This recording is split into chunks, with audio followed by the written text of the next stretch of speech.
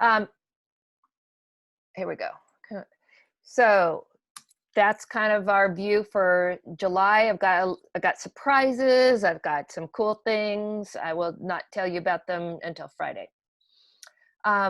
Okay, if you are ready to get started on your posters, in our Shine 20 readings Google folder, I have all of these things for you. Yes, we have templates. Okay, so it's going to be a lot easier than maybe you're thinking. I'm going to show you the templates. We also have a step-by-step how-to and a quick guide, and you can find all of this stuff here. And I will post my slides in the same place too. So here is template number 1. Basically, it doesn't have to use this much space. You can move these up and down, but we start with an intro. Doesn't have to be exactly this way. We have made it easy for you, but you can change things around. Usually then people give a little overview of their professors or their Shine Mentors research and why it's important. Sometimes people go right into skills they learned, the research they did, the research results. It could be tables, it could be all sorts of things. If you want, you can use both columns for that type of stuff. If you don't have much to talk about, you could always talk about how it relates to your STEM coursework.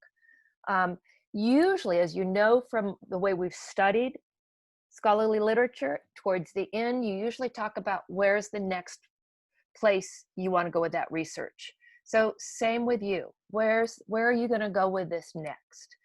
And then it's really important to have good manners as a scholar and to thank the people who have helped you. So I don't really need kudos, but I want you to know how important it is to thank the people who have helped you. So obviously, if I really encourage you to bring some of the citations from your annotated bibliography in. That means just the citation part, not the annotated part. And then thank all the people who have helped you. So this is template number 1. Template number 2 is just slightly different. We encourage you to use the USC colors and logos. Professor Smith doesn't like to, so his are always blue.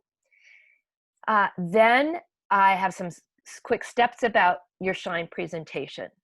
So basically what we're doing in the Shine presentation is you're going to take your poster. So you want to do your poster first, and then you're going to break it down into parts. That doesn't mean that you're literally going to take screenshots of it, but I want you to think about the different parts of your poster, and we're going to translate that into a 4-minute presentation that you will record, and we will put it on our YouTube channel. And of course, we will put your posters on our poster page on Shine so that you will always have your poster have a USC URL. Okay. Your presentation is going to be 4 minutes, and it's going to be 5 slides. Okay. So it's going to be sort of, this might be your first slide, your second slide, your third, fourth, and fifth slide. So let me break it down a little bit more. This is like your intro. You're not literally going to take a picture of this. I'm going to encourage you to have a picture of yourself. Your second slide is going to be an overview of what you're doing and why it's important. The brief overview. Then you get to nerd out a little bit. Then you get to go into details for your third and fourth. And then your fifth slide is going to be your acknowledgments. So pretty much it's going to be paced like this. I don't expect you to absorb this now. I'm going to put this in our Google Drive so that you have this, and I'm going to talk about it more on Friday. I just want it, some of you are really ready to get started, and I want you to have a view. Okay? It's going to go pretty fast, but it's actually more time than we usually give people, because when we have everybody presenting at this on the same day, sometimes it's just 3 minutes. Okay? So basically, I'm not going to belabor these slides. I'll talk about them again on Friday. But you can, for the slides that you're showing for your presentation, you can actually use big size tables. You can use photos. Maybe you could even embed an animation or a quick video. So you might have a screenshot of your PI's webpage. There's a lot of ways that we could do this, and we'll talk about them in greater detail. Okay, then you can go into some detail. We know that you've learned a lot of esoteric things, and so we're going to let you riff on that, but maybe not as much as you think you will. When we get to Phoebe, she's one of the ones who really loves to talk about the research she did in a lot of detail, and I think now that she's been out of Shine for a while, she can tell you that the big picture is what gets you the internship. It's what gets you the job. The real detailed stuff is not as important as being able to talk about it simply. Okay, you could add your photos, anything else. So that's a quick overview. And then you always want to thank. You always need to be gracious. Okay, that is a quick overview, and I did it in 15 minutes as I promised Becky. So I am going to stop sharing. And I'm going to say hi again because I haven't seen all your faces. I see a lot of you are on not showing your faces. It's nice to see your faces. So I am going to turn it over to Becky. She's been a real friend of Shine for this is our 6th summer. It's hard for us to believe it. She's given us an overview of admissions secrets, tips, and she must do a good job because we have an awfully good track record for Shine students. So Becky, I'm going to turn it over to you, and thank you for being here. Absolutely. Thanks, Katie. Hey guys, my name is Rebecca, but you can call me Becky. Like Dr. Mills said, this is my 6th year presenting to Shine, probably be the most memorable because we're not just in a room being able to have a conversation. I thought about having a PowerPoint presentation, but decided against it because because I've never had it in the past. And so I do want to try to make this as conversational. I want to be able to answer any questions that you have. And I do want to throw this out there at the very beginning. If you are not interested in engineering, or if you're not planning to apply to USC, I am not offended. I don't care. Sometimes students, I mean, I do care, but sometimes students feel like, oh, I can't tell you that my dream school is UCLA or Berkeley or Stanford. I get it. It's completely understandable. And any questions that you have, I'm very happy to answer. I've been with Viterbi School for over 11 years. So I've been at Viterbi for a very long time. So I know a lot about the admission process, the majors, the programs that are happening in the Viterbi School. I also have been at USC for over 11 years. So I know a lot about just the general USC admission process. But I can also talk about just college admission in general, things to look for when you're looking at schools. Not every school does everything similar. And so some of those differences that may have an effect on your interest in the school or your experiences at a school. So please feel free to ask those questions. I am going to make you guys engage with me and talk because I don't want to just be talking at a screen.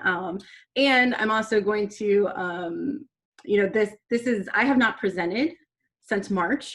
Because like I was telling Dr. Mills, my internet is not great. So I've not been doing our prospective student info sessions. So if I'm jumping around a little bit, it's just lack of practice, but bear with me. So one thing I want you guys to do first before I kind of get started into my talk about Viterbi and USC and then just kind of college and admission in general is have you guys introduce yourselves.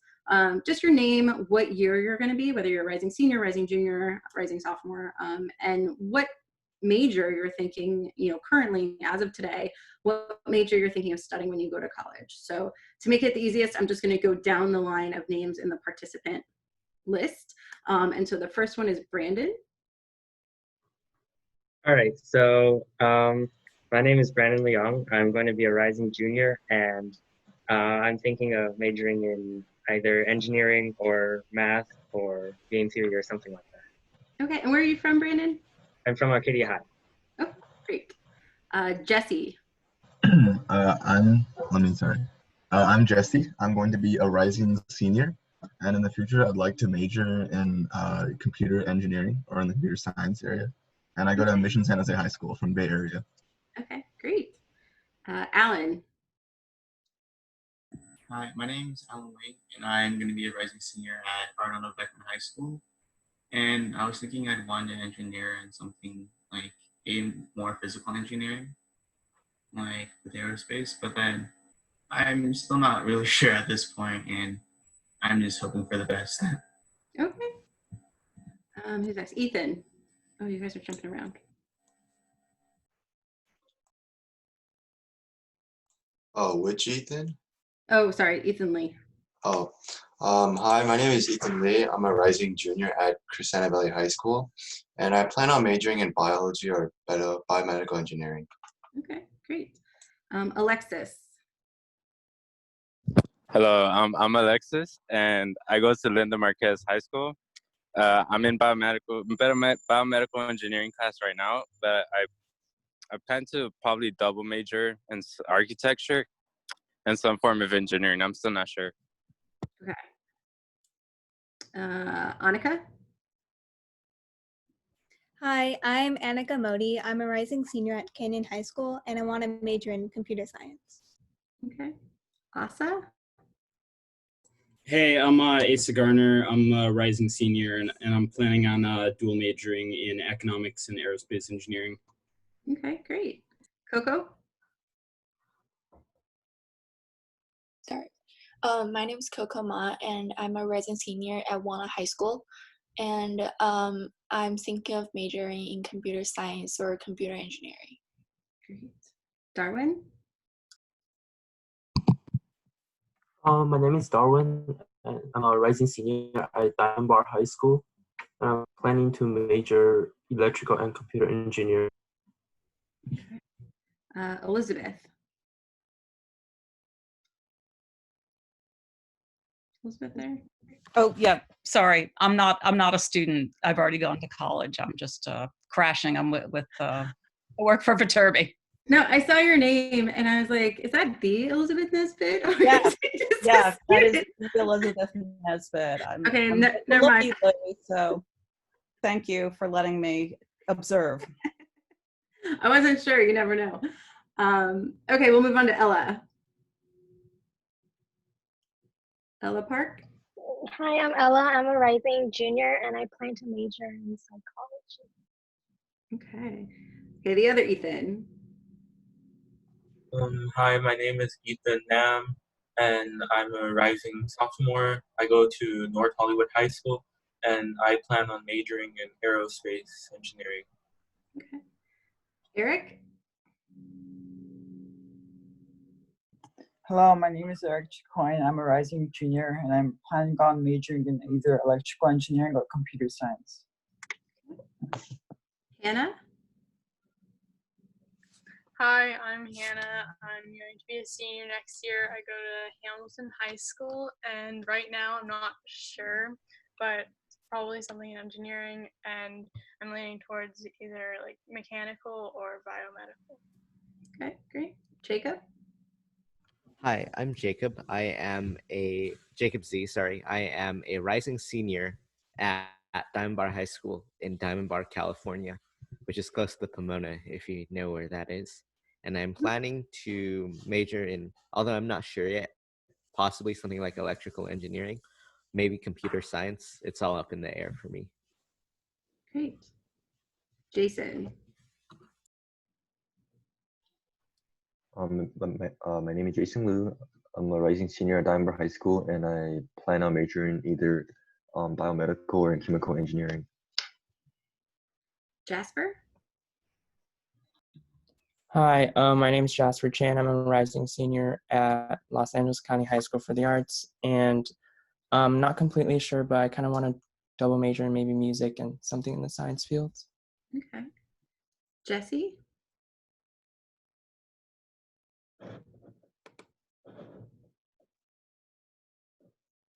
Is it me? I was the second person that went.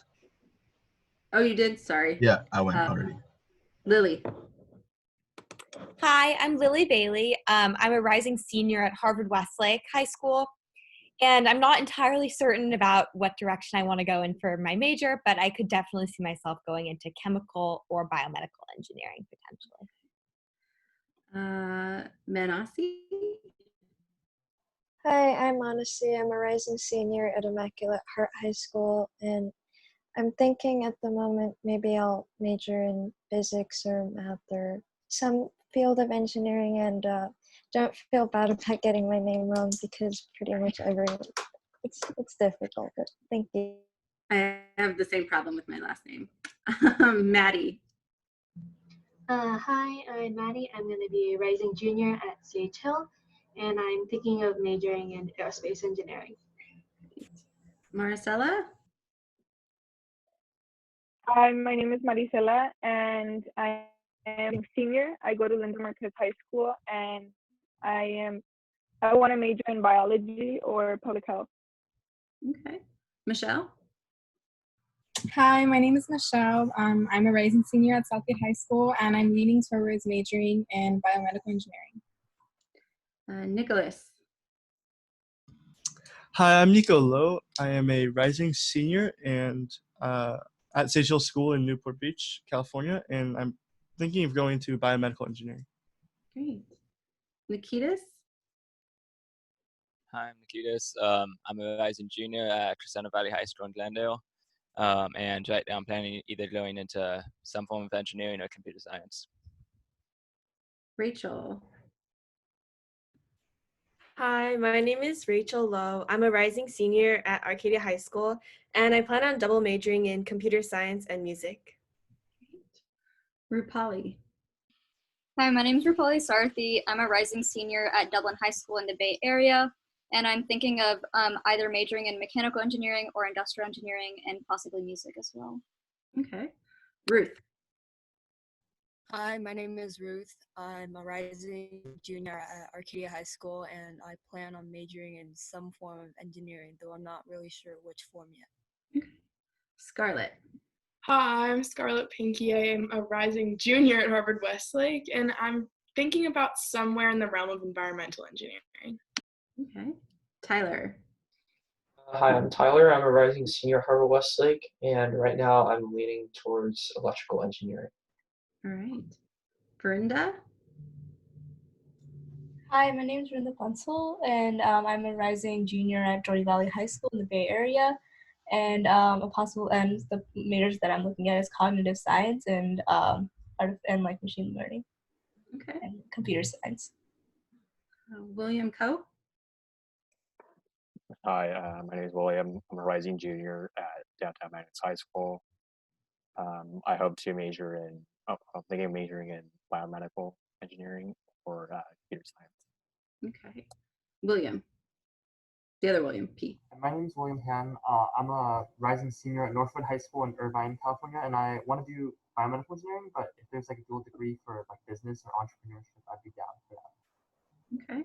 And Yuban. Hi, I'm Yuban. I'm a rising junior at South Pasadena High School, and I plan to major in biochemistry or computer science. Okay, great. Did I miss anybody?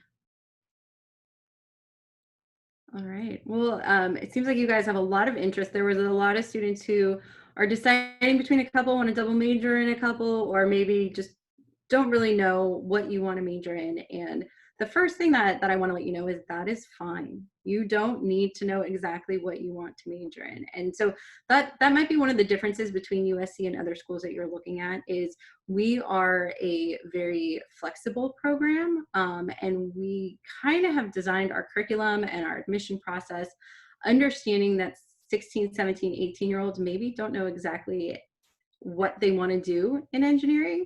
Because one thing about engineering that's very different than other majors, than your math, your history, your social sciences, things like that, is a lot of schools don't have any engineering programs, right, at your high schools. Does anyone's high school have an engineering program, engineering classes, anything that you can take in your high school? Rachel? What do you have? There's like a principles to engineering and like intro to engineering design. So like basic stuff. Yeah. My school, oh, sorry. Okay, you can go, Asa. I was just gonna say my school, for some miraculous reason, has like a aerospace class that's like 4 people. Okay. So that's good. Yeah. Tyler, did you have something? We have a principles of engineering class, I think. So also like kind of basic. Yeah, so some schools have started to offer intro to engineering, engineering design, things like that that are pretty basic, and just kind of give you a taste of what exactly an engineer does. For the most part, any student who has any type of engineering experience is, you know, an AP computer science class or robotics team if their schools offer it.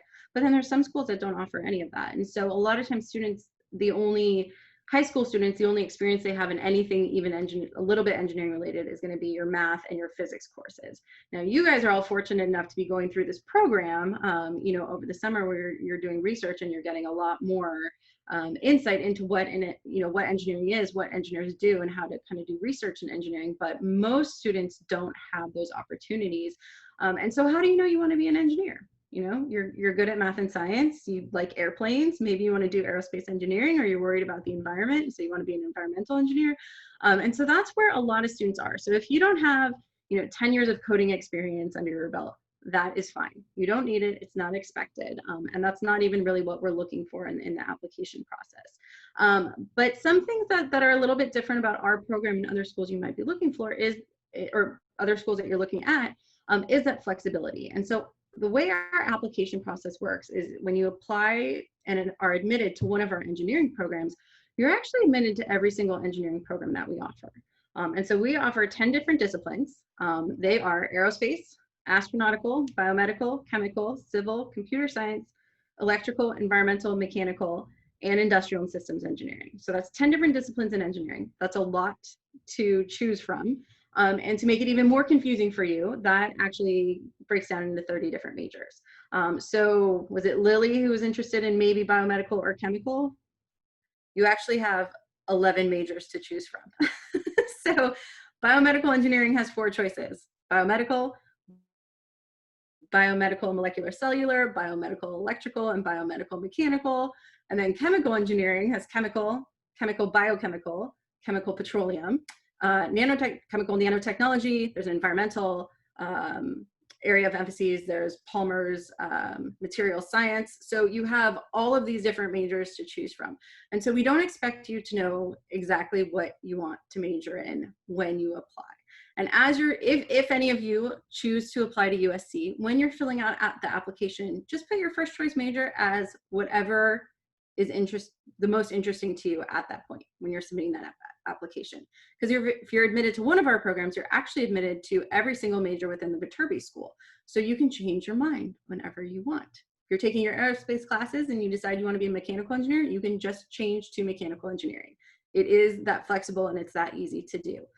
One way that we kind of help you figure it out is we throw you into engineering courses right away. So there's some universities that will start you in math and science and general education courses in your first year or two, and you won't take any engineering courses until your junior year. That is a bad time to realize you're not in the major that you want to be in. And so we have students taking engineering courses in their first semester. And so a typical first semester for a Viterbi student is intro course, so intro to aerospace, intro to biomedical, intro to programming, whatever major you're in. Then you're taking an engineering freshman academy class. So that's 2 engineering courses within your first semester. Then of course you're taking math, you're probably taking a science like a chemistry or a physics class, and then you're taking a general education or a writing course. The flexibility comes in because all 5 of those courses will work towards every single one of the 30 programs that you can study. So if you change your major, you're not losing time, all of your classes transfer, but you're still getting, kind of thrown into your major right away so that you have the opportunity to change your mind if you want to.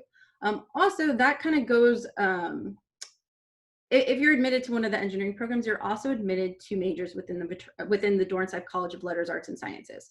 So for those of you who are interested in double majoring in engineering and economics, or science, biology or cognitive, studies, if you're admitted to engineering, you're also admitted to those programs as well. And so adding that second major is really easy to do. The engineering programs are 4-year programs. We fully expect our students to graduate in 4 years. And we're about 50-50 theory and hands-on. So for you seniors who are going to start, researching schools and visiting and probably doing a lot of info sessions over the next 6 months, they're going to talk, that's one of the questions we always get is your education more theory-based or more hands-on? And we're kind of right down the middle, about 50-50 theory and hands-on, done in the classroom. And then for students who want more hands-on opportunities, that's where things like research, student organizations, you know, special projects that you can start working on and to get that extra hands-on. And I'll talk a little bit about all of those later. The Viterbi School offers a really small environment. So again, something that's going to be different. A lot of schools, it's either a really small engineering program or it's a really large university with a large engineering program. And we're a small engineering program at a large university. So you kind of get the best of both worlds. Our incoming freshman class is, our goal every year is about 410 incoming freshmen. If you take 410 freshmen and you divide it amongst 30 majors, it's a pretty small, I mean, it doesn't divide evenly, but you can see it gets really small. So it is this really small environment where students get the support services that they need. Your intro class can be anywhere from 35 to maybe 60 students, but usually not more than that. So you get that interaction with professors, maybe some that you guys have met during this summer program, but you get to know professors in your classes. You get one-on-one advisement with your academic advisor every single semester, more if you need it more than once, if you have more questions for them. Some of you who are unsure of your major or hope to double major in engineering and architecture, which I'm going to tell you is going to be like an 8-year program that you would be in. But you know, students who are looking to double major, they will help you figure that out, how you're going to get all those classes in and how long it's, you know, realistically going to take you to do. You can also have one-on-one meetings with career counselors. So, you know, having them review your resume, having them work with you on your interview skills, having them, you know, kind of set you up with meetings with different recruiters that are coming to campus. So the Viterbi Career Services Office has a robust number of programs that they put on throughout the school year, whether it's career fairs or networking events. They're always working year-round, connecting our students with recruiters. And so being able to meet with them one-on-one, you know, pretty much any day of the week that you have time is really going to help you with that job search process. And then also, like I said, getting to know your faculty. So all of our professors have required office hours. So those are offices, or those are hours where they're sitting in their offices just waiting for students to talk to them. And I know that all of those support services are still hosting walk-in hours virtually, you know, while we're all working from home. And so getting that time and that connection to have those one-on-one meetings is what's really great about the small environment. We're also at a large institution, right? 20,000 undergraduate students, 800 clubs and organizations, of which 60 are engineering related. But we really encourage our students to engage in the full university experience. And so sometimes that can be different at other schools. I like to describe Viterbi students as USC students who just happen to study engineering, right? So our students are double majoring and they're minoring outside of the School of Engineering and they're studying abroad and they're, you know, part of student organizations that maybe aren't engineering related at all. And so our students are really getting the full university experience as a student studying engineering. There's no engineering dorm. We don't want you guys living together. You spend so much time together in classes and study groups. We want you kind of reaching out and meeting other students. It's a very interdisciplinary education, and that starts with the students that you become friends with, the students that are part of your study groups that you meet. Because if you're working on an innovation, a research project, or you're creating, you know, a sample startup, yeah, you need the technology from the engineer, but you also need the business-minded student. You need the marketing student to create your marketing and communication. And so being able to meet students is really going to kind of empower you to be successful later. I was kind of laughing when Dr. Mills was talking about your presentations. Now, some of you might not like giving oral presentations or talking in front of a group, but that is something that we also make you do because it is really important. And so 3 things that we want our students to be really good at and 3 things that we really kind of intertwine throughout the entire education. The first one's communication. So all of our students have to take 2 writing classes that you can't get out of, a freshman writing class and a junior writing class. The freshman writing class is sort of creative writing, where the junior writing class is the like writing for engineers, right? Learning how to write grant proposals, learning how to write technical papers, learning how to write as an engineer. And so those communication skills are going to be really important, because if you have some brilliant idea, but you can't communicate it to anyone, that idea is going to go nowhere. And so having that communication skill, whether it's written or oral, but being able to talk to people is going to be important. The second one is collaboration. So a lot of universities are very competitive. USC is a competitive school to get into, But once a student is there, it's very collaborative. So we only bring in 410 freshmen, right? We want every single engineering student that starts at USC to graduate at USC. So we have all these support programs in place. This is a very collaborative learning environment with students working together, because like I kind of brushed over, is no engineering technology gets developed by one person. It's not a one-man show, right? You're working as a team and you're working together. And usually a lot of our professors are working across universities. You know, we have professors who have joint appointments at USC and at Caltech. We have professors who are working with their colleagues up at Stanford. We have, you know, professors who are working with colleagues over at MIT. And so you need to be able to kind of work together. And so collaboration is something that's really key. And then the third one is innovation and entrepreneurship. And so this is another way that you can kind of get some hands-on experience either through your classes or outside of class. And so some examples are the Grand Challenge Scholars Program. Some, you know, where a group, you find some friends and you develop an idea. And then it goes throughout the entire process from idea to actually production. The Mistake Entrepreneurship Prize Competition, the Min Family Social Entrepreneurship Prize Competition. So there's a lot of different ways that students can kind of get that hands-on experience. And if that's something that you really enjoy doing, you know, especially after a summer program like Shine, where you're getting a lot of hands-on experience, that might be something that you want to look for. And then of course, undergraduate research. So as you guys know, being part of a summer research program, USC has a lot of research opportunities for our students, and that includes undergraduate students. High school students, undergrad students, graduate students are able to do research at USC. And so these are other, you know, there's tons of research projects that students are able to participate in as early as first semester freshman year. And so a program like this that you guys are going through will give you the knowledge of whether you enjoy research. Maybe some of you will love it and want to continue. Maybe some of you will not and be like, nope, I did that, I'm done. And that's fine. You know, this is a great way to kind of learn where your interests are, but there's a lot of research opportunities for undergraduate students to get that extra hands-on experience. And then student organizations. So kind of briefly, we have 60 student organizations, and some of them are professional organizations like the Associated Students of Biomedical Engineering, or different programming. The Association of Computing Machinery is another professional organization, IEEE, for all you electrical engineers. But then we also have design teams. So Rocket Lab, if you guys have learned anything about our Rocket Lab Student Org, they were the first student organization to get a rocket into space last year, so that was really exciting. Aero Design Team, they build remote controlled airplanes. SC Racing, they build race cars. The 3D Printing Club, you know, so there's a lot of additional ways to kind of get that hands-on experience. That's a lot about Viterbi. I can talk a little bit about USC and especially as I'm going into the application process. And so the USC application process, there's one, regardless of what type of major you want to major in, whether it's architecture or music or engineering, it's one application. And then you have the opportunity to put your first and your second choice major. So it's the Common App, the USC Writing Supplement. On the USC Writing Supplement, you put your first choice and your second choice major. If you're interested in one of the engineering programs, you have to put engineering as your first choice major. Again, understanding that it doesn't matter which one you put, because if you're admitted to one, you're admitted to all of them.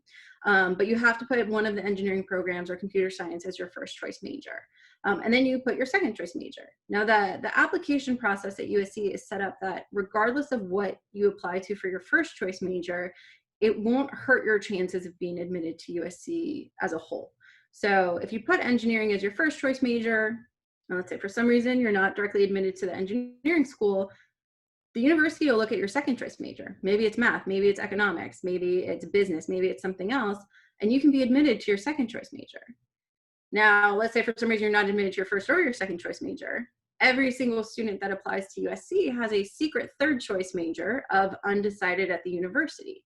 So a student who maybe isn't admitted to their first choice major, is not admitted to their second choice major, they can still be admitted to USC. So don't worry about, if you're interested in USC, don't worry about what you put as your first or your second choice major, because you can still get into USC. You can still be admitted to USC as undecided.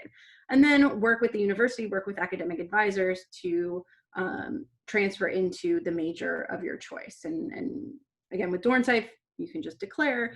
With engineering, you can transfer into engineering. We just work with you to take some courses at USC.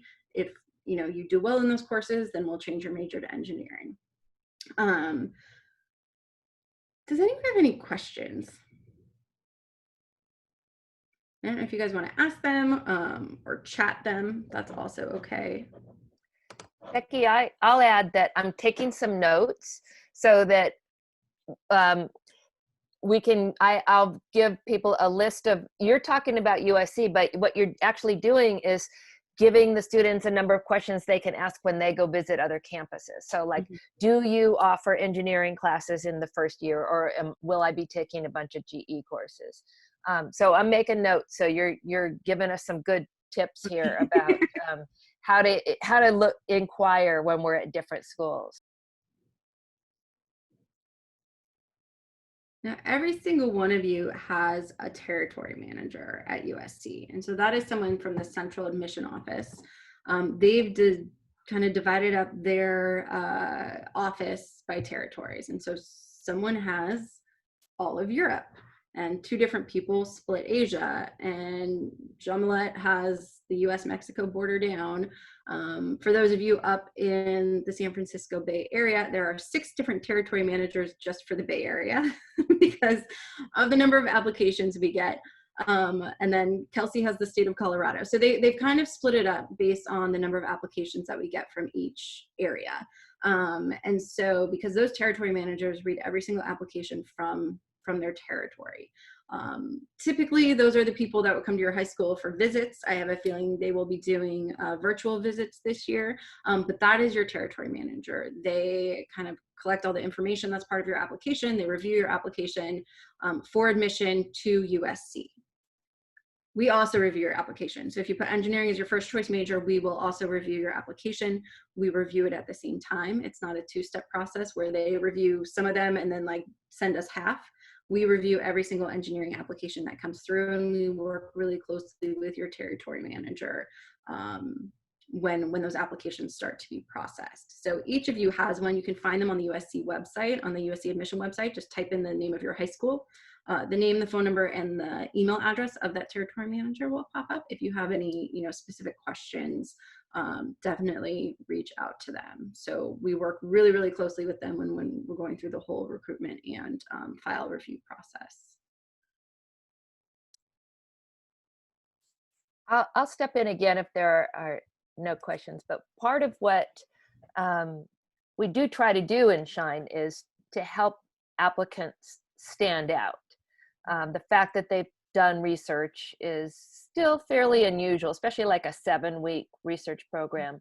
The poster session, which stays on the poster, which stays on the USC site. This year, we're going to record our research presentations. We're also have the opportunity to record our SHINE stories.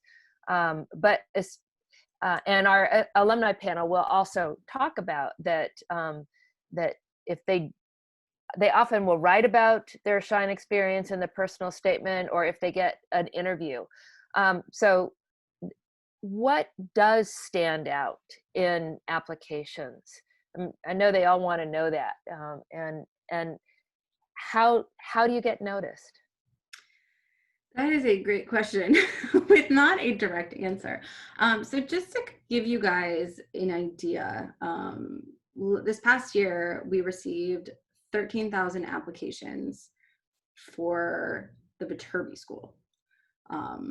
Like I said, our goal is to bring in 410 freshmen. So we admit much more than that, because the students that, and probably yourselves, but the students that are admitted to USC are also admitted to other phenomenal engineering programs. And I'm sure you are all looking at these same schools, because if you're looking at USC, I can guess that you're looking at Stanford, Berkeley, especially California students, Stanford, Berkeley, UCLA, San Diego, Santa Barbara, Caltech, MIT, Michigan, Carnegie Mellon, maybe Georgia Tech.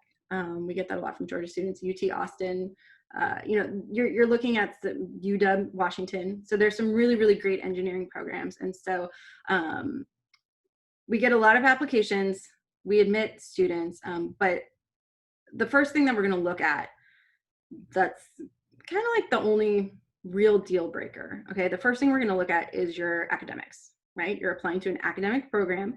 And so we want to make sure that based off of your high school record, we feel that you will be academically successful in our engineering program. And so that's where our conversations with territory managers really come in, because we don't visit high schools. We know a little bit about high schools that we get a lot of students from, like Harvard Westlake, Harker, Mission San Jose. We get a lot of students from these schools. And so I know a good idea about their curriculum and requirements for graduation, but there's lots of schools that I don't really know a ton about. But your territory manager does. They know what's offered at your high school compared to the courses you've taken. So that's going to be important. If your high school does not offer AP or IB courses, we don't expect you to take them. If your high school does offer AP and IB courses, we expect you to take them, just to make yourself more competitive. Now, you don't need to take them all. I do not expect to see students who are taking 7 AP courses a semester. You are still humans who need breaks sometimes, and so we don't expect you to be taking all the challenging courses all the time, but 3 or 4 or specific ones that we're looking at, specifically math, are going to be important. So if they're offered at your school, you're taking advantage of it, great. We just want to make sure you're taking advantage of what's offered at your school. Again, not every high school is created equal, and so you have private high schools that offer a lot of opportunities to students, and you maybe have public high schools that don't have those same opportunities. So we only expect you to take advantage of what is offered to you in the environment that you're in. All of you are doing the summer program, so you're kind of going above and beyond that. This isn't required for your high school graduation, and so you do kind of have that extra thing on your list of activities, your resume, things that you've been involved in. But most importantly, we're going to be looking at that, the courses you're taking, your grades in those courses. The first thing that we look for is your math level. So for engineering, having experience in calculus is very important. That's probably going to be across the board at any engineering program that you're looking at. Have you taken calculus? It can be in progress in your senior year, at least for us, that's fine. It can be in progress in your senior year. You can go off of your fall grade, see how you're doing in that calculus course, but calculus is going to be really important to have. The other thing we're going to look at is sciences. USC or Viterbi does not really care which science you take. It could be biology, it could be chemistry, it could be physics. It's up to you. Some universities will require physics. We don't. But we do want to see how you're doing in those lab-based science courses. We had a lot of students interested in biomedical engineering. So taking AP biology over AP physics is totally fine. That makes sense. That's where your interests are. That's the subject that you're interested in. But having those science courses is going to be important. Now, when we're looking at a student who is academically qualified for Viterbi, of those 13,000 students, it's probably about 75 to 80% of them. And we admitted 11%.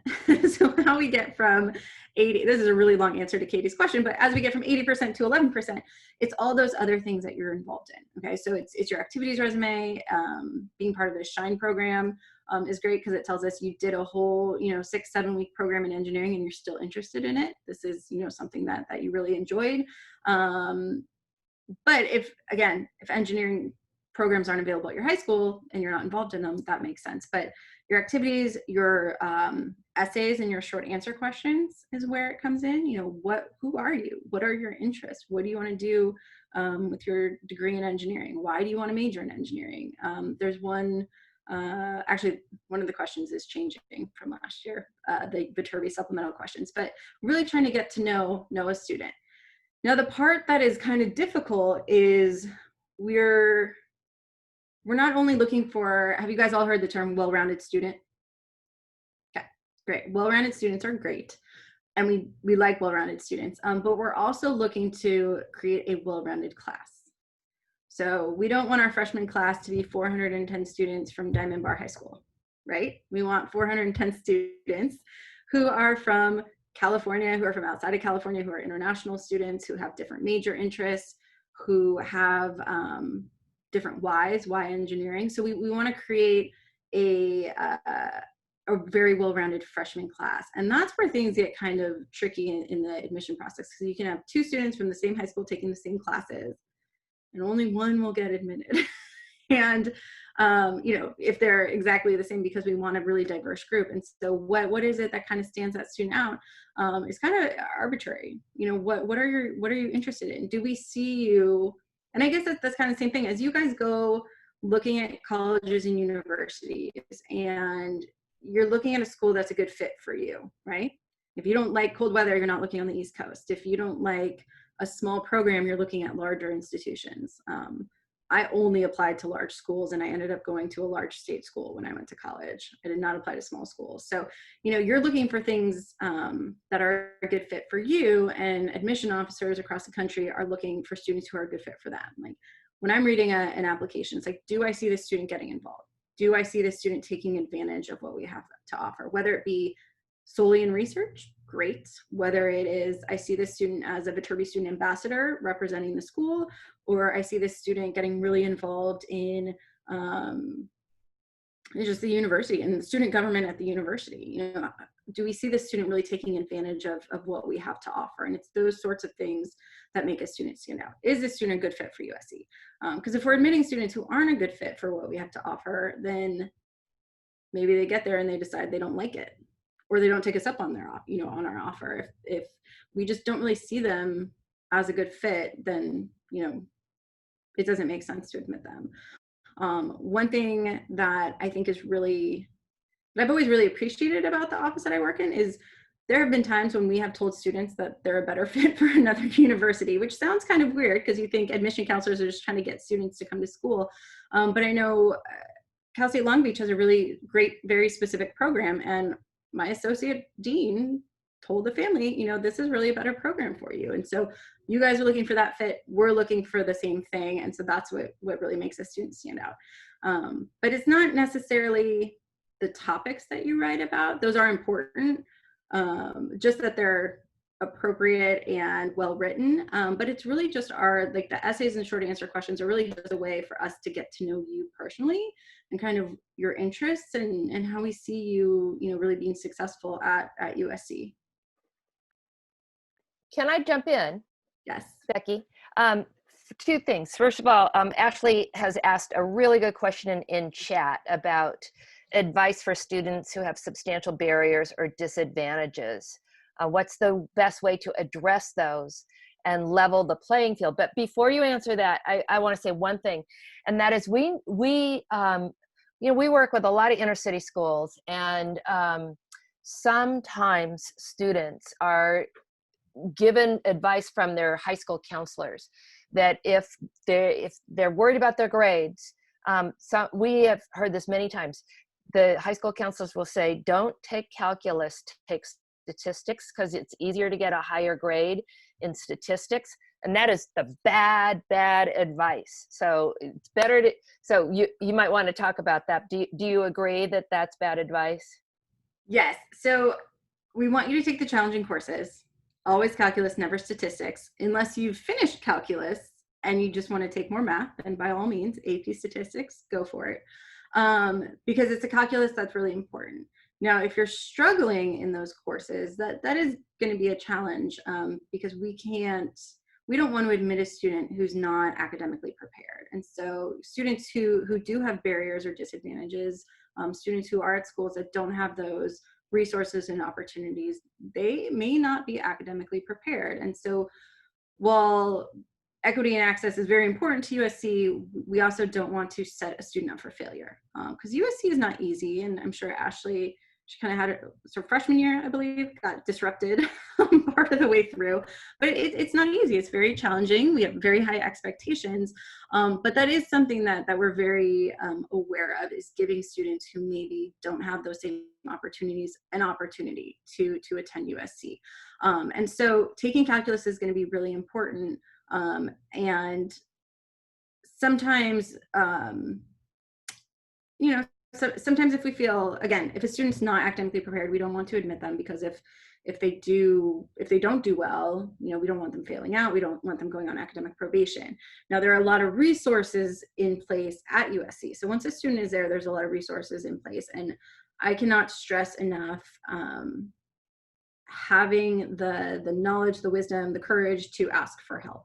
A lot of our students, and even those students, if they are admitted to USC from, maybe not having those same number of resources at their school, they're the smartest person in their class. They're doing the best. And so when they get to USC, they don't think they need the help because physics is easy and so is math, or, something like that. Always ask for help.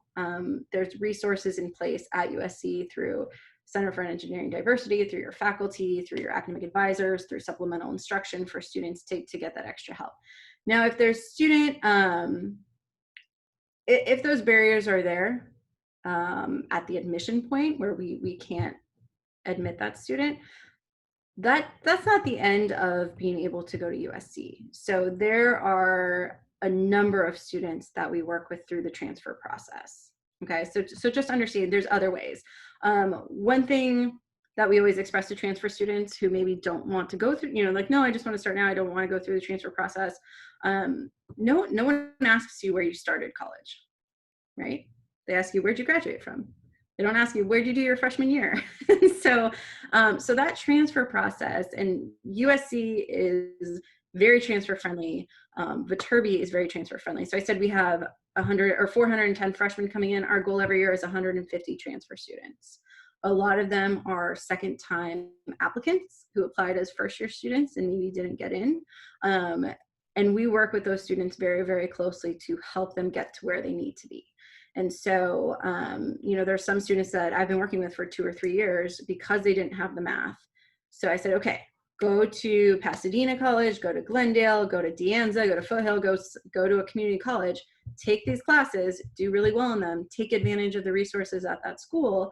And then once they get up to Calculus 2, once they get some science courses completed, they apply and they're admitted as transfer students and they get their degree at USC. And so it is, I guess I don't want to use the word unfortunate, but if students do have those barriers, we want to give them the opportunity to come to USC, but if they're not academically prepared, we don't want to set them up to not be successful. And so that is something, but that conversation can continue going. Now, thank you. And I didn't mean to imply that if they had barriers, it was necessarily an academic barrier. We have a lot of students who are doing extremely well, and yet they have a lot of challenges. You got quite a few questions in the chat, and the first two have to do with SAT scores, and especially about COVID. So if they don't submit their SAT score, either because it's not for whatever reason, and including COVID, what's going to happen, and how much will the SAT or AP tests matter because of COVID? And then a couple more questions after that about, because of COVID, how is that affecting applications for the rising seniors? Maybe they won't be doing the sports teams or the number of outside activities. And then when you get through those, Jacob has another question. I'll interrupt and tell you that last question. Okay. Yes. So COVID has put a wrench in all of our, business as usual day-to-days. Like I was telling Katie at the beginning, I've been working at home since March 16th. I've not really left my house. And so things are a little bit different. For you rising seniors, I never thought I would see this day, just because I know what our Dean of Admission at the university has been saying over and over again. But you guys are test optional this year. So you do not need, rising seniors do not need to submit SAT or ACT scores. So whether you haven't had the chance to take it or you took it and you don't like your score, USC is test optional currently for the rising seniors only. And then depending on how this pandemic plays out, as I'm sure you are all aware, information about COVID-19 and shutdowns and things that are available change from minute to minute. And so for those rising seniors, SATs and ACT scores, we are test optional for this year only unless it gets extended. As far as AP tests, you actually don't have to, it's not required that you submit your AP scores for admission purposes. You just need to submit your AP scores if you want credit for the test. So if you get a 4 or 5 and you want credit for that class, then you need to submit the official scores, but you actually don't have to submit scores to be admitted to the university. I have a feeling once, when August hits, we start to meet with the central admission office a lot more, and I have a feeling any AP tests, or I guess there weren't IB, but any AP tests from this year, from May 2020, will probably have little asterisks near it because of the test. And one thing about COVID and everything that sort of disrupted our normal lives is that everyone is in the same position. So no one was able to take that, SATs. Everyone had a 45-minute AP test at home on their, home internet. So we're all in the exact same place. It's not like one high school is suffering from this, but everyone else is, still going and taking their 4-hour SAT test. We are all in the same place. And so I have a feeling especially with the AP test, there'll be a little, little asterisks. This is from this year. I haven't gotten specific instruction on if you'll get credit, but I think with a 4 or 5, you'll still get credit, even though it was a much shorter test. But yeah, SATs are optional this year.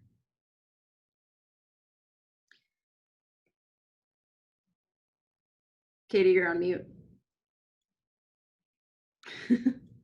What if you're not getting to do your sports teams, or maybe you don't do so well on online classes? A couple more questions coming up is, how important is English? Like doing well on your AP English or your SAT essay? And how will COVID affect the number of places available in Viterbi like in 2021? Will it affect the number of students that you accept? Okay, so English, as far as Viterbi reviewing your application, we want you to be doing well overall, but we're much more focused on your math and your science and your engineering related type courses. A lower grade in English, as long as it's not too low, is fine. So that's not a huge deal. Believe it or not, a lot of engineers are not good at English and writing. It's sort of that stereotype that we're trying to change with all the writing courses that we make you take. But so it's not, English isn't a huge part of it. And I don't foresee COVID affecting the number of admission offers we will have next year. I think it's going to be the exact same. The thing about engineering courses is I think we're one of the departments that's doing a lot more of the hybrid classes where students are on campus. I think about 40% of our courses will be hybrid. I am hoping that by fall 2021, everything is back to how it once was, with students moving into the dorms and being on campus and events going on. So we will see, but like I said, things are changing day to day and month to month, so we're not really sure. But I don't foresee us changing the number of students. If we're online, I can see it growing because there's more, more opportunities. You're not trying to fit 30 students into a classroom, but I have a feeling it'll stay the same. That's great. Thank you. It's 3:07, and I know that we've got the alumni panel coming up too. So I want to take these next 8 minutes to encourage people, if they have any additional questions, to unmute or put them in the chat. I know that Becky is always very nice about giving out her email address. Yes, I know. I usually bring, swag and water bottles and things that we'll take a rain check, because we will get back on campus when we can to have our poster session. So that will happen. If it's going to be October or December or February, or when is it? So you'll get to meet these people. One more question. If you had to choose between AP Calculus and AP Biology, due to a full schedule, which is more valuable? And another question is, does Viterbi expect applicants to submit a supplemental portfolio? And I say yes. If you ever have the chance to do more, you should definitely do it. and advice for interviews. So that's a lot to cover in 7 minutes. Okay. But do your best. Okay, so the first one, AP Calculus. Always. Always, always, always AP Calculus. So you need to have calculus. It's really important. So choose that over anything else. Some schools will book calculus and physics in the same time period. Calculus, always. We do not require a supplemental portfolio. We do have 2 additional questions. So we don't require anything that the university does not require. And so Common App, writing supplement, 1 letter of rec, transcripts, and that's it, because you guys don't have test scores this year. But there are 2 additional engineering questions. If you put engineering as your first choice major, those 2 engineering questions pop up, and you'll know they're engineering because they talk about engineering. So it's just that they're short answer questions, that's it. Students can submit whatever they want, and so we have had some Shine students submit like a PDF of their poster, which you're welcome to do, but everything that you submit has to be digital. You know, it's all an online application. We can't collect anything, especially this year because we're not in the office. Let's see. So Viterbi, is it a better option for undergrad or graduate students? I mean, I would say both. So an engineering degree is something that you can get an undergraduate degree and go get a really great job at a really great company or startup, and so an undergraduate degree is great. Viterbi offers something called the Progressive Degree Program, which is a combined bachelor's master's program in 5 years. So just in 1 additional year, you can get your master's degree in one of our engineering programs, and you can mix and match. So like aerospace as your undergrad and computer science as your graduate degree. So that is an option. Alexis is asking about double majors, especially a double major in 2 engineering fields. So if you're interested in 2 engineering fields as a double major, I recommend the Progressive Degree Program because it would take the same amount of time. And there are some engineering programs you cannot double major in. So you can't do a double major in aerospace and mechanical. There's too much overlap to have 2 distinct degrees, but you could do your bachelor's in aerospace and your master's in mechanical. So double majoring in 2 engineering, the Progressive Degree Program is great. For the student who is interested in architecture and engineering, look into the Civil Engineering Building Science program because that is a 4-year program that has architecture courses built into it. So it's a little bit design, but then a lot of engineering. So you can kind of get both within a 4-year program. The architecture program at USC is a 5-year program by itself. So then adding engineering would be a long time. Advice for interviews is sort of the same as advice for essays. Be authentic, be real, be you. Some students over prepare for an interview. And if you've ever done an interview and you've fully prepared for these questions that you're going to be asked, and then you're not asked any of them, and then you don't really know what to do, my advice for interviews is know your application, know what you've been involved in, be able to talk about those things that you've done and you've been involved in.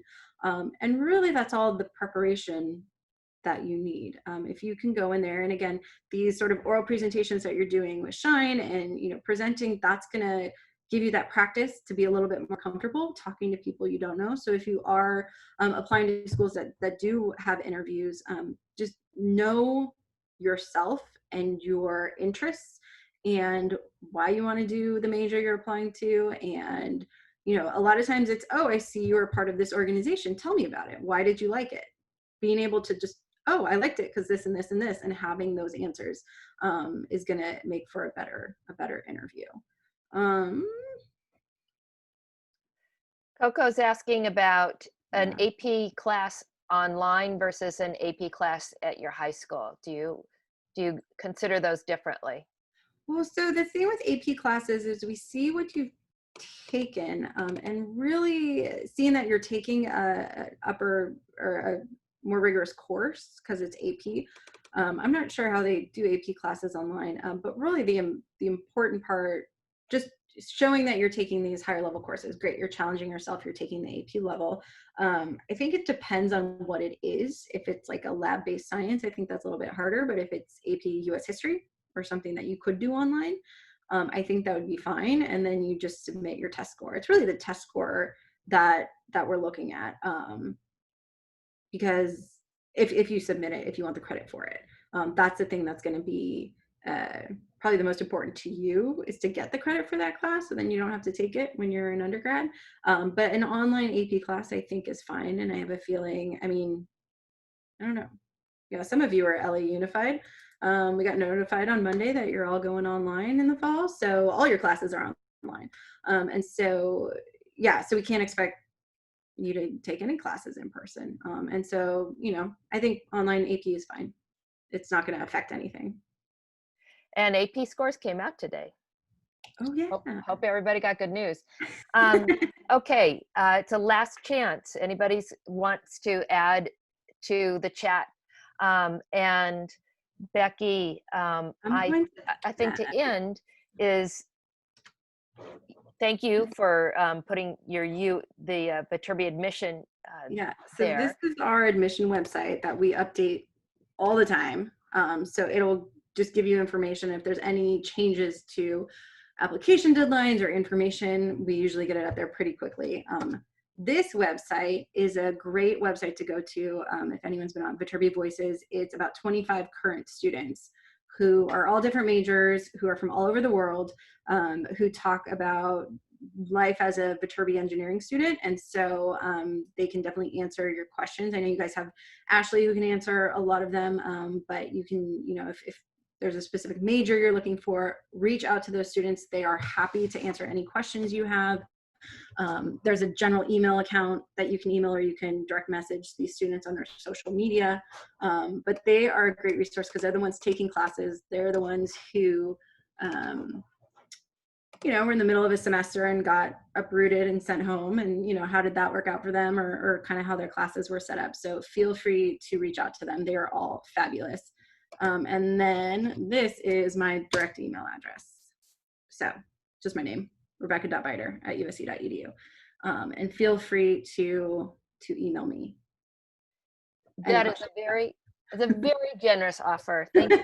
I have one question. We're right at 3:15, so forgive me for asking this late, but a lot of people are really in this current Shine cohort are passionate about humanities, whether it's, you heard how many people are thinking about music, and also politics and stuff like that. So they feel like they have to choose between humanities and engineering. Do you have any advice? You do not have to choose. I think I mentioned our dean who says, you know, the best engineers are students who do more than engineering. I have numerous examples, and some of the students on that website are electrical engineering majors with a dance minor. A few years ago, Natalie was a computer science major with a dance minor, and she created a program with her computer science background to choreograph dance. And if she wasn't a dancer, that wouldn't have been something that she would have thought about. So we have a lot of students. Now, double majoring in engineering and something else can add time beyond that 4 years, just because of the number of requirements that you have for each of the different majors. But we have had students who have double majored in computer science and math, or, you know, computer science and political science, who were able to do it in 4 years.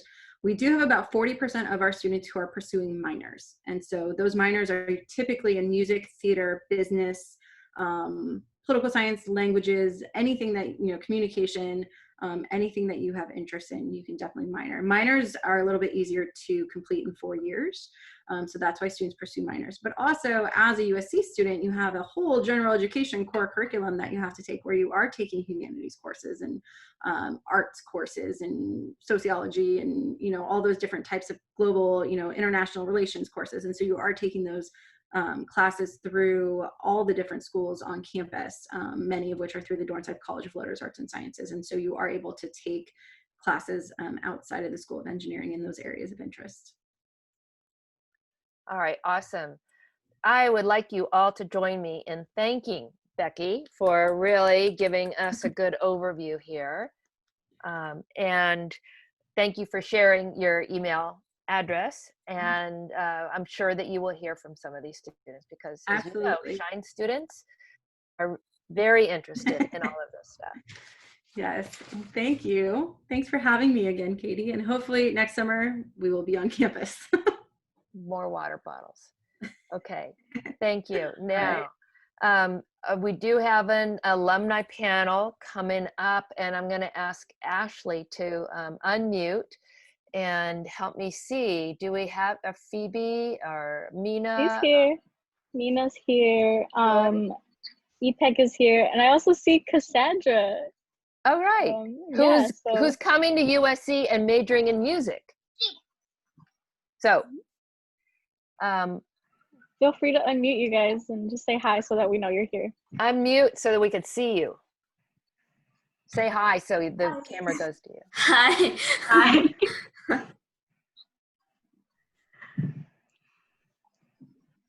Okay. Ashley, are you monitoring? Are you mentor, or what do you call it? Are you hosting the panel, or am I? Sure. I mean, we can both host. It's just whatever you choose. Well, it's so nice to see alumni come back. Mina and Cassandra came back not long ago to do the alumni panel, and EPEC, I think, did one for the robotics people. Did I miss somebody? Oh, hi. Phoebe, good to see you. Well trained by Dr. Nora Domi. So, and Phoebe, you're at Princeton now. What are you majoring in? Computer science. Okay, all right, good. So and Paula and Ashley, who need no introduction because they are part of your lives right now. EPEC, good to see you in the corner there. So why don't we go around? I'm going to start with Phoebe because you were year 2018, right? Do I remember that correctly? Good, because that's what I put on my slide, but I wasn't sure if I was remembering. But and she's hung around. I've seen her before she went off to college too. So so I think we'll do that. We'll start by having the alumni introduce themselves. And what we're focusing on in this panel is college application best practices. So what I would love to hear, your name, where you went to high school, whose lab you were in, what school, what college you ended up at, and why, and then anything else like Ashley. I love it when Ashley talks about how smart she was about fellowships, but I'm sure that you all have something about a lesson learned. So that's what I really want to hear. So Phoebe, would you start us off? Yeah, sure. So hi, I'm Phoebe. I was in Shine 2 years ago in 2018, and I am a rising sophomore majoring in computer science at Princeton University. The reason why I chose Princeton was because even though I am a engineering major, I really valued humanities. I really, really loved history. My entire Common App was about how much I loved history, actually, which is very contrary to my major. But Princeton offered a liberal arts education where I could, pursue a different humanities aspect, and also still do my engineering degree, which is why I chose Princeton. And also, I love the East Coast. As for things I learned during my personal application process, there's this old cliche where people always tell you to be yourself, but I found that to be very true, because I find that you have to really write a good story in order to present yourself in a good way. People want to know what you are as a person rather than your accomplishments. I think your accomplishments are very evident, they're fact, they're on your application. But I realize what's very difficult for everyone is to write the story behind it, who you are as a person. And that's the part that I find that takes a long time, and is a part that you should really focus on and really hone in on, how do you present yourself as a person to someone else. Well, were there other questions with the introduction? Well, I imagine that you chose to write about history as a contrary strategy on purpose, that it wasn't an accident, that you actually did that as a strategy. So was that a risky strategy, and did it pay off? I think it really did pay off. It presented me as someone who wasn't like, I said like I wrote a lot of my application on history. So what I did was I talked about how much I loved history, but also linked it to the engineering activities I had done, and like I think it like really emphasized that I am a liberal arts person, and like schools always talk about fit. So like I showed that I was very interested in the liberal arts, and showed an alternate way of thinking. Like my activities that I did, like Shine and like robotics. I did robotics in high school. It obviously showed that I was a big engineer, but it didn't really show a different side of me. And I think like writing that humanities aspect inside my essays really like showed me more as a person, and like my thought processes, and like the reasons why I chose engineering. Was Princeton your number one choice? I actually didn't have a number one choice, and that's like completely okay. If you like, I know a lot of my friends actually too didn't have a first choice. If you do have a good first choice, like that's amazing. But I know a lot of people don't have first choices, so don't be worried if you don't. I just like had a list of top schools that I really, really wanted to like get into, and then from there, I chose between the ones that like offered me admission. Yeah. Great, thank you so much. I think I'll go to Mina next, because I'm going to stick with the people who aren't at USC. We'll get those views out of the way. So Mina, as so many people who go to Shine do want to go to Stanford. So Mina, how did you get into Stanford, and what did you learn that you can pass on to our friends here? So hi, I'm Mina. I'm a rising freshman at Stanford, majoring in computer science. And Stanford was definitely my top choice. So I applied as early action, actually restrictive early action. So if you apply to Stanford early, you can't apply to any other schools early. So it really shows them that they're your top choice. And I think what was kind of important for me was throughout high school, everyone always talks about having either you have a spike or you're well-rounded. I think a lot of top schools are looking for someone who has a spike in one area but is also well-rounded and has experience in a lot of areas. Because even though I did Shine and I had a lot of engineering and STEM extracurriculars, I also had a lot of non-STEM extracurriculars and awards. So in my Common App, I kind of tried to create like a cohesive narrative or like one theme that tied everything together, that made me seem like a person instead of just someone who did all these random activities that I thought would look good on college apps. So my Common App, it's very general, but it was kind of just centered around helping people and alleviating suffering in the world. So I talked about the humanities side of it, which was I interned for my local assemblyman, and I did a lot of political stuff because I'm really interested in that. So I talked about helping within the community, and then I also talked about how engineering and computer science helps you create practical solutions and stuff. So that's just one example, and that's just what I did, but I do think it's good to create one narrative that kind of ties everything you did together and gives you kind of a motivation behind everything you did. So yeah. I love that you guys both are talking about stories and narrative, and because the students right now are working on their personal statement, or right this year we're calling it your Shine story. So that we're trying to get them to learn how to take some part of Shine and turn it into expressing a number of different values that show you as a person. So yeah, thanks for that. I'm gonna flip next to Ashley, because we're talking here about all of these schools that the alumni are going to are private schools. And we all know that private schools are very expensive.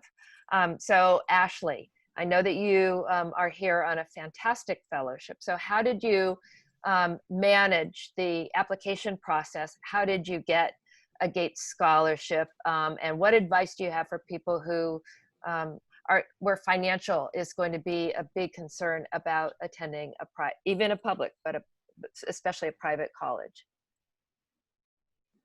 Okay, so applications for me were, now that I look back at it, I regret so much of what I did, and I hear all of your stories that I wish that I had known this when I was applying, so I'm glad that you're all hearing this now. But yes, Gates Scholarship was a pretty easy essay for me because it was targeted towards minority students who had financial issues and other things like that. And that story was really easy for me to tell because it was my life story. I think it's like really easy to find resources for people who are disadvantaged because there are many people who want to help you, and all you have to do is just be genuine and show your passion that you do want to go to school, and they will help you. Like I was saying, I had a lot of regrets. Sorry, my brother is crying. I have a lot of regrets from applications, but I am so grateful for going to USC because this school allowed me to go into a different field, which is gaming, which I was so afraid to go into. I always wanted to be an art student, but because of financial reasons, I couldn't. And now I'm doing computer science, which is super financially stable, but I'm also doing game design and a minor in game animation. So I'm living the dream. And that's all I want to say. I'm glad you're living the dream. And remember, if you do come to USC, I'm going to try to hire you. So there's built-in jobs if you come to USC. Cassandra, you're doing music, which quite a few of the current Shine students have really amazing musical skills and musical interests. So how do you combine those two interests, and how did that impact how you applied for college? Oh, hi, my name is Cassandra, and I'll be a rising freshman at USC in the Dorton School of Music. So I get asked a lot, like, because why I did Shine, even though my major is not, like, has no relation, it's like on the opposite spectrum of like what Shine focuses on, which is like engineering and sciences. So yeah, so I've always had like the interest in music and engineering, and I made sure that my college application and my extracurriculars and just things that I was a part of had like a fair balance of both, but more towards music. And I made sure, and back during the application process, I was unsure of what major I wanted to do. So I applied to some schools engineering, some schools music, some schools both if they allowed it.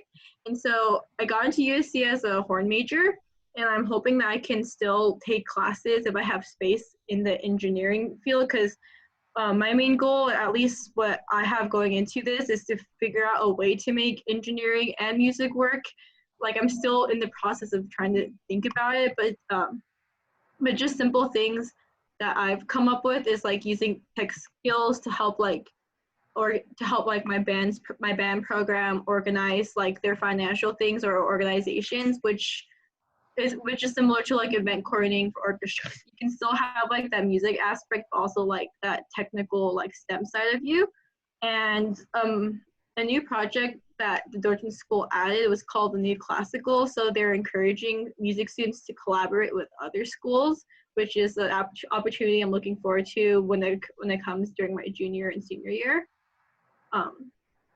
Yeah, so if you're unsure of what to apply, I recommend maybe applying to both, or at least doing like, applying to both, or at least apply to whatever major your extracurricular or like profile lines up with.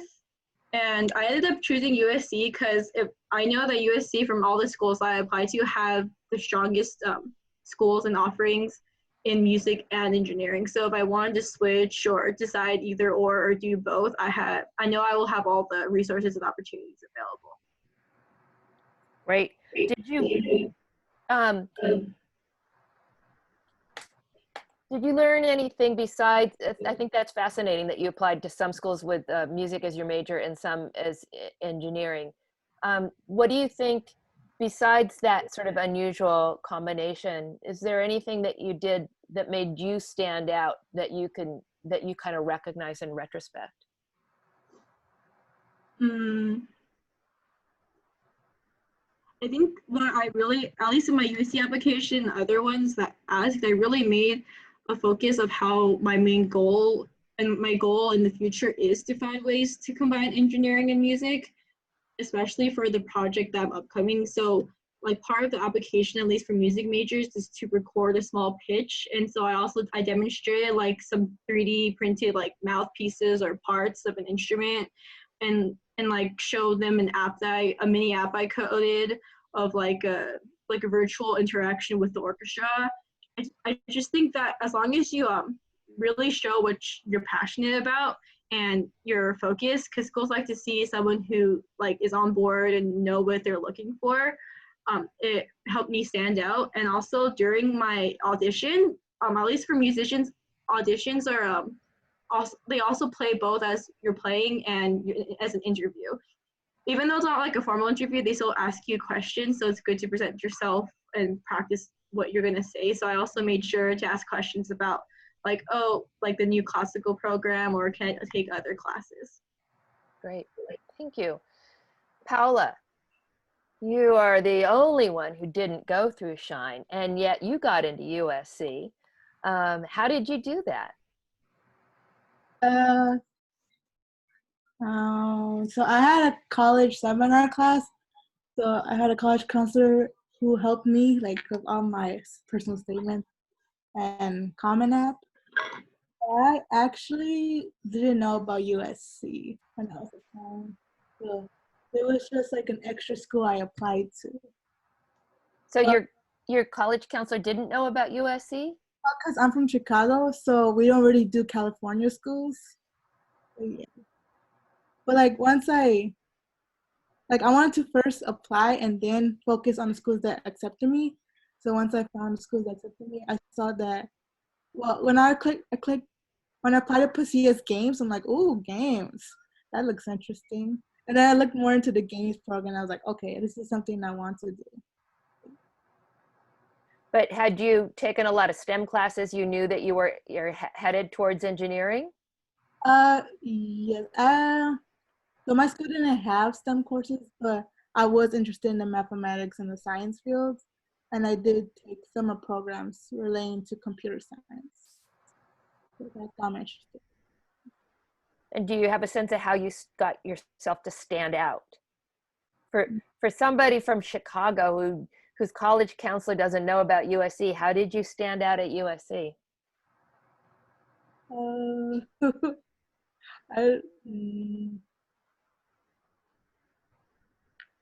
I don't know, but you just have to tailor yourself. Like you find what the USC like I forgot what it's called, but their model or their like pillars. Yes. Yeah. Trustworthy, scholarly, those things that are on the stairs. Yeah. So you find out what each college emphasizes and what their goals are, and then you tailor your essays to that college. All right, thank you. EPEC, we're looking forward to having you come too. I don't know if USC was your first choice, and I realize that might be a personal question, so I won't ask that, but how did you get here, and how did you stand out? Yeah, so I'm a rising CS major at Viterbi, and the thing that I focused on the most during my college process, I guess, was sort of figuring out what I'm passionate about and like communicating my passions, because it's very easy to like go down that road where you just list things that you do, or you like look at a question, you're like, oh, this is the sort of answer they want, I should probably answer it this way. So I, like after I did Shine, or like when I did Shine, I was like, oh, like research is really like something that I'm passionate about. And I was really surprised to see that that was like what I wanted to do during college. So I applied to a lot of schools that had very good research programs. And once I got my acceptances in, it was mostly a matter of like which schools will like support my interest in research the best. So USC offered me a lot of like fellowships and programs and scholarships that like showed that they wanted to like support my interest in research like very directly about like topics that I was into without me even like directly applying for them, because at USC you don't really have to apply for scholarships. They consider you if you apply before a certain deadline. So I sort of saw that like USC gave me that support. And I guess like a piece of advice I would give while filling out the Common App or like applying to USC is that you want to express that like even if you're like into engineering and like that's the main thing you want to do, you sort of want to show why you're interested in it, give very specific details. So I talked a lot about like some guest professors that we had when I was at Shine that like really inspired me, or like the work at my lab that I was really interested in, and like showing that passion, the interest, I think really helps me. Great. I just want to chime in there real quick. I think what helped me stand out was the fact that I talked about research a lot. Like I talked about it as if I knew I was dead set on it. I talked about grad school, and I talked about wanting to be a PI one day. And I feel like that really showed USC that I knew what I was passionate about, and that I wouldn't drop out of school or anything. And that'll work for a Research One university. It might not hurt you at a liberal arts college either, because liberal arts colleges are anxious to prove that they'd still do research too. So I love it. I love that Mina's been interested in politics, because that's one of the questions. How do I balance my interest in politics and engineering, in music and engineering, in liberal arts and engineering? So we didn't plan for all of you to be here like this, but I want to open it up now and let Shine students ask you questions. You guys just unmute and ask questions. You can type them in the chat room if you want, but this is a really great chance. You're talking to a bunch of people who have been through the ringer, and so let's ask questions.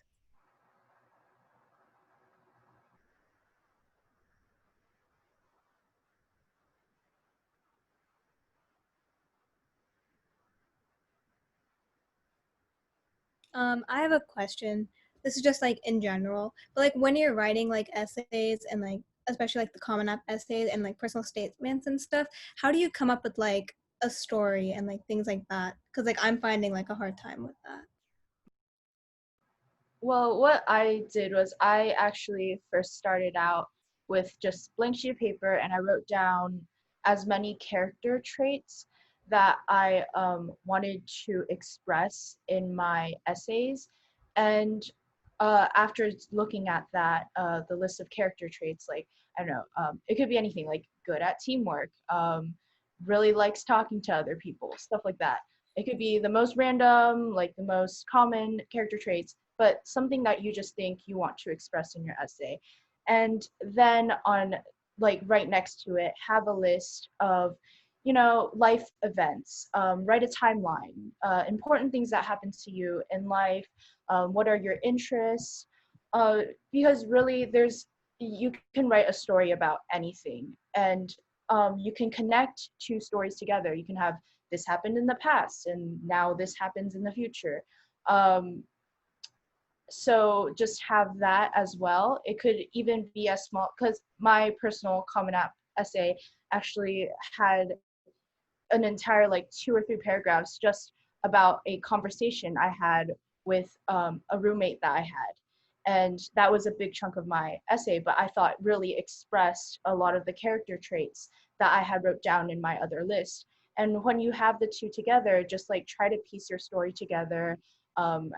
Like you'll see like some of these character traits match up in whatever story you have. And maybe write down like 1 or 2 activities that you've done in high school, see if they maybe connect. But yeah, just like life events that you have, like even the smallest things can turn into a great story as long as you like have a passion for it and felt that it had a big impact on your life. Yeah, I also like had a very tough time finding like a topic to write for my Common App essay, just because I've never been like a very like I don't know, not a very emotional person, I guess. So I didn't know like if I had like a big life story that I wanted to tell. So what really helped me was this like activity that we did at like a lot of my like at my school and like during Shine, where they tell you to like pick some core values. So I, for my Common App essay, chose communication. And I was like, okay, how do I communicate myself? Because I wanted to build up to that point where I was like, okay, my main method of communication is coding because I'm a CS major, and I express myself to like building. So I wanted to like mention a lot of activities that I did, and I guess doing like a sort of like montage essay really helps with that, like picking a topic. So I went through like, oh, like me learning English for the first time, doing like art, like robotics, volunteering, whatever, and like talking about like how that value applied to different things was really helpful for me. If you like, not everyone has like a big like life-changing story to tell, and sometimes it's very difficult to like be 17 and have to like figure life out. So yeah, sometimes picking a value helps, or picking a theme helps, and just sticking with it and talking about things that you know, because that's your comfort zone.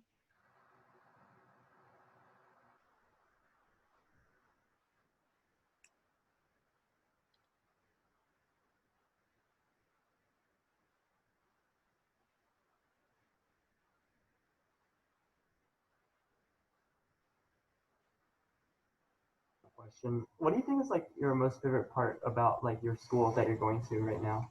Like, what do you like the best about it?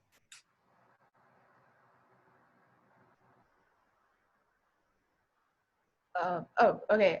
So I went through freshman year already at Princeton.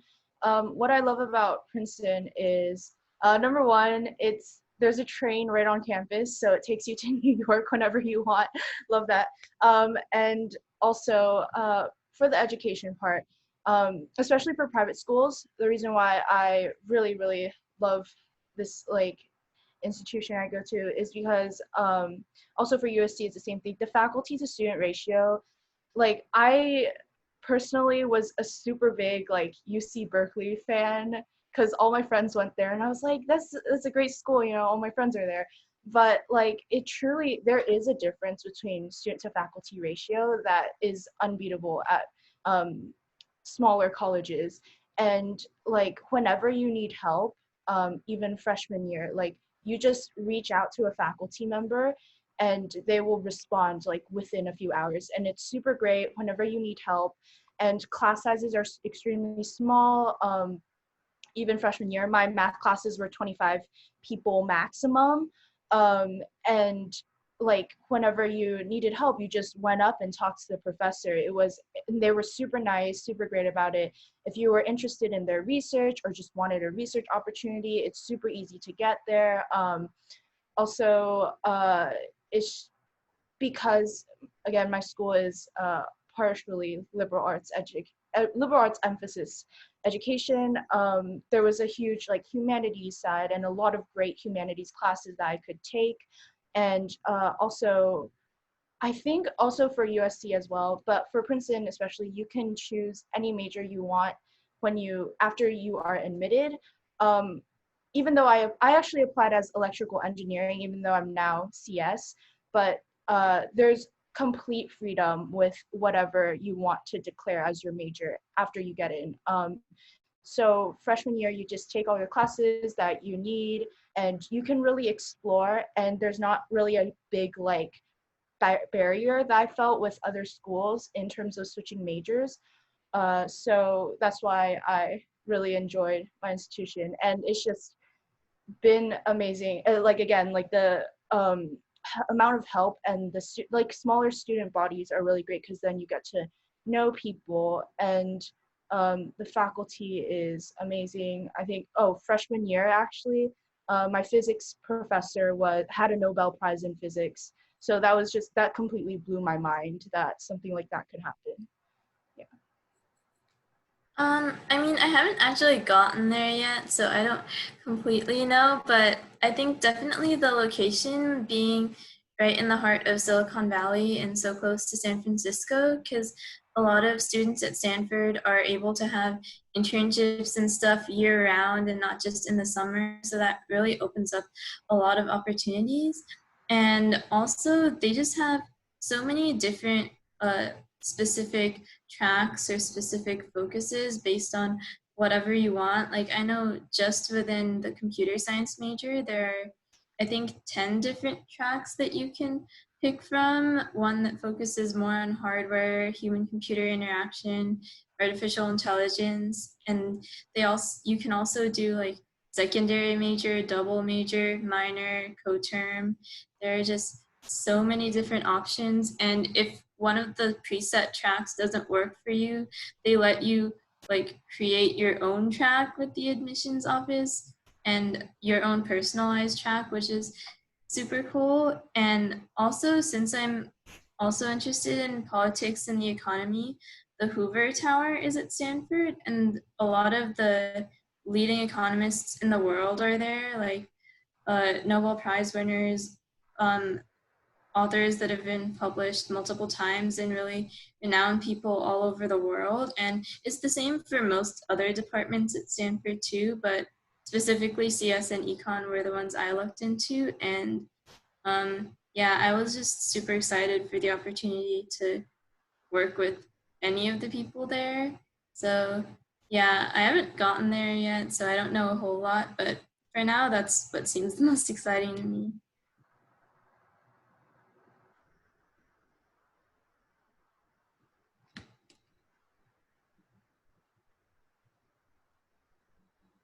How much would you guys say like the environment around the school affects school life? Like from personal experience, last year I went to like a summer camp at Cornell, and I didn't really enjoy the fact that it was like just Cornell and then like forests all around and nothing that much to do. So it kind of like killed my mood after maybe like 3 weeks or so. So how do you say like environment affects school life? So I think, at least for me, I know environment it pretty much affected, like it wasn't a huge factor, but it did help like opt things out, because part of, so I take auditions across like California and America, and that was like pretty good because I got a campus feel, and there's certain schools where like I'll look at it and be like, wow, only that small fraction of the campus is a music school, and like it's so drabby, I can't see myself going here. And then like the practice rooms were like falling apart, and I'm like, I can't see myself being there, because like the practice rooms are like the library, you'll basically be living there for like the next 4 years. So you want like USC's campus, I really like the big, like how big and grand it is, and I just like feel like a college student on it. It's just really nice compared to other schools I've been to. Like you want to be excited to wake up every day and go to school on that campus. And at least for me, it helps. Like there's certain campuses where it's like I can't see myself there, and I know like this year was a little harder for people to get the campus feel, and maybe next year depending what's going on. But so that's why it's always good to do those like virtual tours, or go on the Google Maps and go into 3D mode, or just like look at pictures. But at least for me, I think environment does have somewhat of an impact. Environment actually was a huge factor in my choice of colleges. One of the other colleges I was deciding between was Columbia, which is right in the heart of New York City.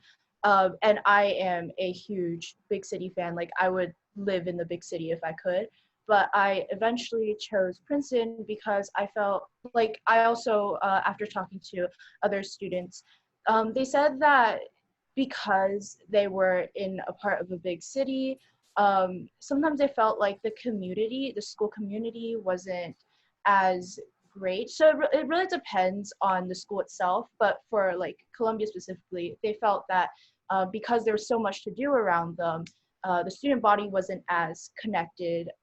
So there's definitely, pros and cons to every school campus, but I eventually settled on Princeton because of its close proximity to New York City, but as well as its on-campus environment, which was, we had are 6 residential colleges. I think they're building more right now, but 6 residential colleges, and everyone's just on this campus, and it's just a great community. And then on top of that, inside the residential colleges, there's also a smaller community built within it. So I definitely feel like it was much easier for me to meet people, relate to people, and then if needed, like then we can go to like New York to hang out when we're a big part of a tighter community with like really tight friends.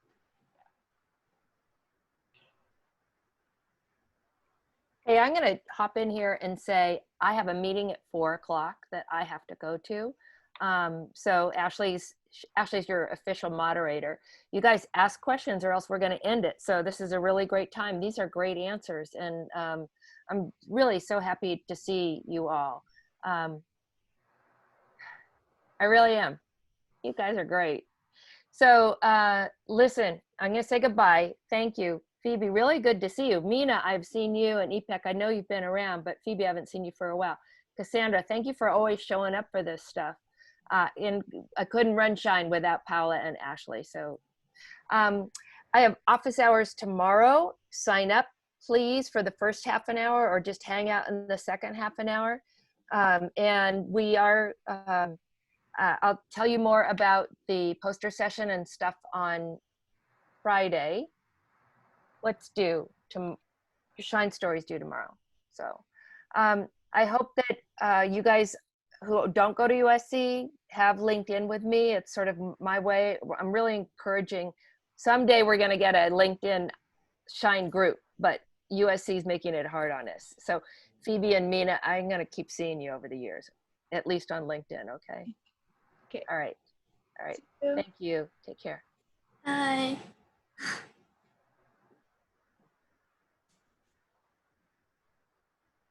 So I have a question. So I know some schools offer both a common application and a coalition application, and sometimes they have like slightly different questions or like formats for the application. So which one did you guys choose and why?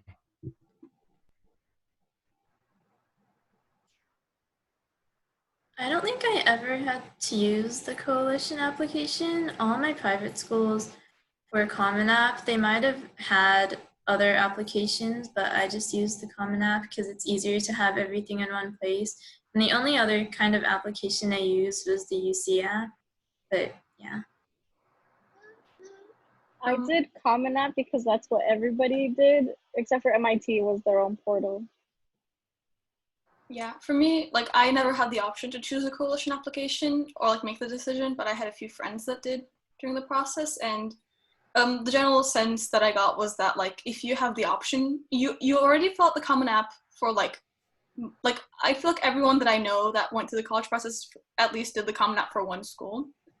So you're already gonna have to like go through like all the steps, and there's a lot of like small things during your college app that you don't realize about, like, oh, like write like a certain amount of words about your extracurriculars, do all these things. So if you already have that done for like a few colleges, it's very like easy and convenient to have like one hub to contain all of your like essays and stuff, and to not like worry about like getting everything else perfect.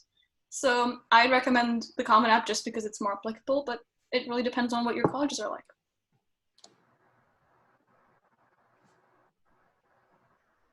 Thank you. That answered my question. I was going to say something for the previous question, but Dr. Miller started talking. For environment, so I grew up in Chicago, right? So I love the city, and then I visited Middlebury, which was like in the middle of nowhere.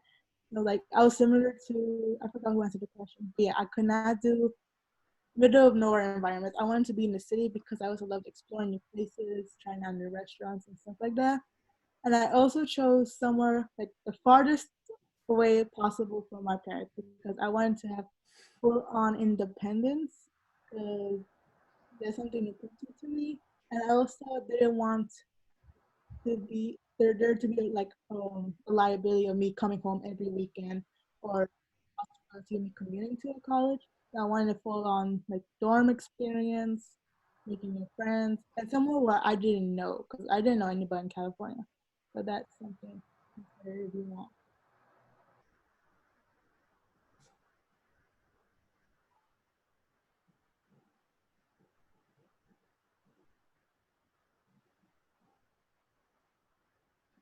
Any more questions? If not, we can end here.